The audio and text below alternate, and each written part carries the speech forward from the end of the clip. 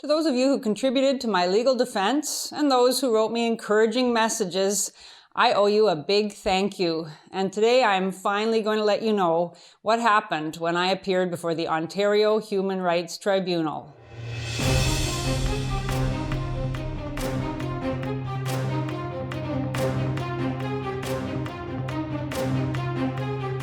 I'm Janice Fiamengo. As many of you know, I was named along with my university in a complaint to the Ontario Human Rights Tribunal, the HRT for short. The complaint was brought by a former student who alleged that I had discriminated against her because of her disability, and a couple of weeks ago I attended the HRT in downtown Ottawa to answer the charges. We had already tried mediation earlier unsuccessfully, and so a formal hearing was scheduled for February 22nd, 2018, but it ended up not taking place. Instead, the student agreed to a mediated settlement with the university. I'm not allowed to tell you any details of the settlement, though I can say that I wasn't held responsible for any of her complaints and I won't be disciplined in any way. Now, on the one hand, this is a huge relief. The student's claims weren't probably firing offenses, but they were certainly serious enough to cast doubt on my professionalism and moral character. The student alleged that I had made, quote, poisonous remarks in the classroom about students with disabilities and had been deliberately unclear in descriptions of certain assignments so as to limit her chances of success with them.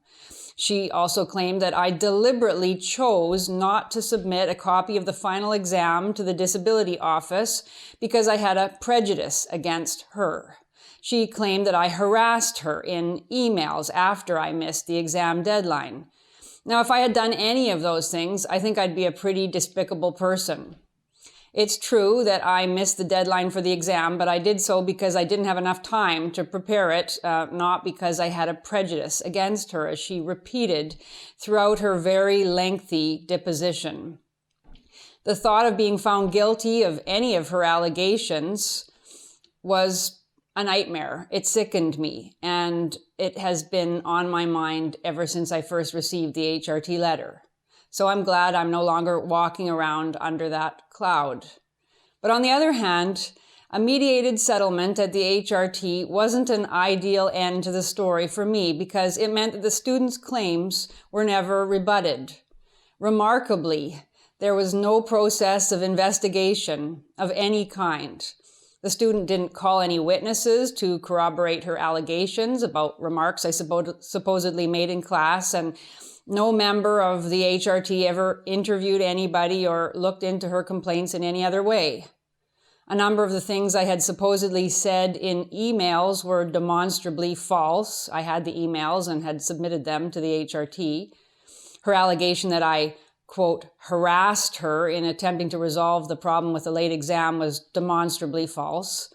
I had offered her on multiple occasions the opportunity to write the exam at home, taking all the time she needed as she had had on previous take-home assignments, but she never acknowledged that offer in her complaint. Her contention that I could and should have submitted the exam to the disability office months prior to the deadline was ridiculous and showed a total lack of understanding of how a teacher actually makes up an exam. And my lawyer was prepared to cross-examine her, but never got the chance. And the complaints were simply left to hang. They were neither proved nor disproven. So you might ask, well, why would I agree to have mediation then? The answer is because I didn't really understand the process and I had no idea how the adjudicator would rule if it went to a formal hearing. For all I knew, the adjudicator might well find the student's account of events more credible than mine. After all, why would the student lie? Why would she make up the fact that I had supposedly made poisonous remarks if I hadn't actually done so? I couldn't prove I didn't say what she claimed, and I had every incentive to lie, I suppose. Maybe I did miss the exam because I had a prejudice against her, or simply because I was recklessly indifferent to her needs. The Human Rights Tribunal of Ontario operates on the assumption that there is a lot of bigotry in Canadian society on the part of the powerful against the powerless. The vast majority of HRT adjudicators are themselves advocates for the rights of those powerless. So given the very damning nature of the student's charges and her obvious belief in my guilt, I thought it likely that even in the absence of material evidence, I might be found at least partially responsible for her distress.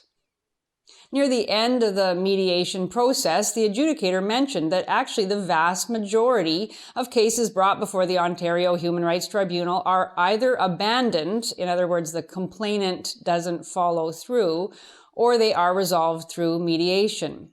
And many people might think, as I suspect this adjudicator did, that this is great. All these conflicts in Canadian society, all these violations of people's rights are being peaceably settled through negotiation. But actually, in my opinion, the tribunals create two unpalatable choices for accused individuals. You can either spend years preparing for a trial with thousands of dollars of lawyers' fees and grief and worry and time spent only to have it fizzle out into a nothing, or spend years and a lot of money and take one's chances with a formal judgment for which there is no appeal and in which one is never really sure exactly what one is being charged with or what one's penalty may be if found guilty. As far as I can tell, the Human Rights Tribunal is a rigged game and one with massive costs to the public. My case alone must have cost tens of thousands of dollars of public money for the government employees in the HRT office processing the student's claim and for the government employees at the university who were involved in it. What is most remarkable to me in the whole business is that there is absolutely no disincentive to lodging frivolous charges. All complainants have to do is fill out a form, and pretty nearly any charge that fits the tribunal's mandate will be pursued. The complainant has nothing to lose except time and potentially a lot to gain in an award for damages. Even if the complainant's charges are found to be without substance, there's no penalty for the complainant. They can withdraw from the process at any time if it looks as if they're not going to win. And whether they withdraw or not, they won't be forced, for example, as in the case of a civil suit, they won't be forced to pay the defendant's legal costs. The defendant, on the other hand, has everything to lose. Money, for sure, whatever the outcome. Lost time, for sure. Lost livelihood, possibly, and lost reputation. And no real vindication, even in a best case scenario. I've never read an HRT judgment that went out of its way to say that the defendant was a good person, undeserving of the complaint. The best the accused can hope for is that after years of lost sleep and wasted time and lawyers' fees, the complaint will at last go away. Most people I've spoken to seem to think that because these tribunals can't actually sentence people to jail time, there's no reason to get too upset about them. But if you're a small business owner or landlord or anyone who isn't wealthy, thousands of dollars in legal fees plus a fine of $5,000 or more is utterly crippling. And that's not to mention the humiliation and aggravation of the whole process, the anxiety of being investigated by a state-funded body that exists precisely to sniff out cases of discrimination.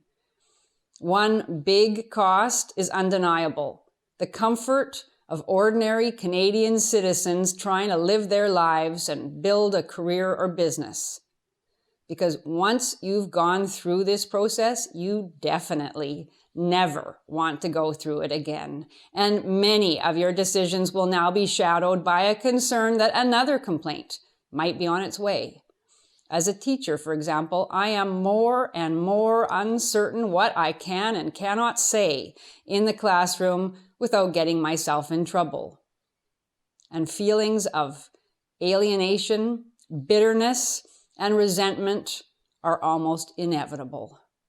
Because what kind of a country does this to its citizens, encouraging malcontents to make claims and forcing defendants to try to prove they're not racists or transphobes or bigots, and call that human rights? The day you realize your government doesn't actually care about you is the day you grow up and get real. But the day you realize your government will actively persecute you for non-existent crimes, that's a very bad day for you and your country. Thank you for watching. If you enjoyed this video, please support us on Patreon. If even half of our subscribers gave us $1 per month, we'd be well on our way to creating more and better content. And don't forget to subscribe to us on Studio Brule.